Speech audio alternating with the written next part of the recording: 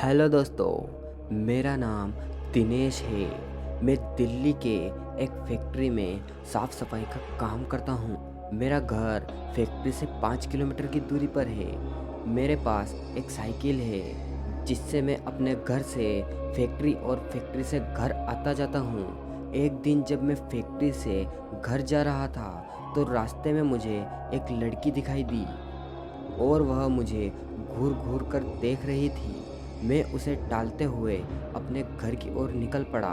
दूसरे दिन फिर वही लड़की मुझे उसी जगह पर दिखाई दी और वह मुझे फिर से घूरने लगी। फिर भी मैंने उसकी तरफ पलट के नहीं देखा और अपने घर की ओर निकल पड़ा। मैं उसके पास रुका भी नहीं क्योंकि मुझे उस लड़की से डर लग रहा था। वह लड़की कई दिनों तक मुझे देखती रहती थी।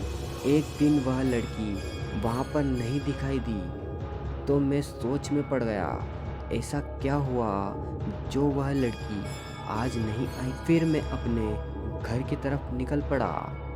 एक हफ्ते बाद मेरे घर पर एक चिट्ठी आई और मुझे पता चल गया कि यह चिट्ठी उसी की है। उसमें उसका नाम प्रीति लिखा हुआ था और उसमें से एक फ़ोटो निकली थी जो कि उसी लड़की की थी। मैं चौंक गया कि उसे मेरा नाम कैसे पता चला।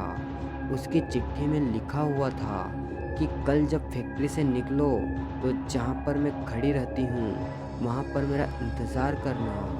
उसके दूसरे दिन मैं वहाँ पर पहुँच गया तो वह लड़की वहाँ पर नहीं खड़ी थी। मैंने काफ़ी इंतज़ार किया। फिर मैं अपने घर की तरफ चल दिया और फिर मुझे याद आया कि जो चिट्ठी आई थी उसमें उसका पता तो होगा। फिर मैं उसका पता पढ़कर उसके पते के अनुसार उसके घर मिलने के लिए गया।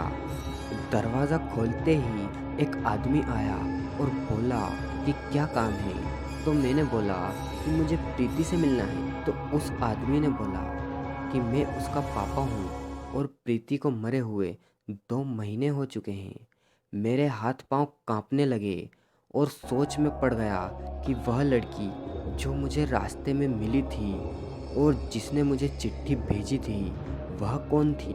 मुझे लगा कि वह उसकी आत्मा होगी। तभी प्रीति के पापा ने मुझे दिखाया कि देख लो, उसकी तस्वीर पर माला पड़ा हुआ था। तभी मैं भागकर अपने घर पहुंचा। फिर मैंने उस चिट्ठी को जला दिया और उस दिन के बाद से मैं कभी भी अनजान लोगों से मिलना और बात करना बंद कर दिया। तो दोस्तों, कहानी कैसी लगी कमेंट में ज़रूर बताएं। साथ ही वीडियो को लाइक और चैनल को सब्सक्राइब ज़रूर कर लें।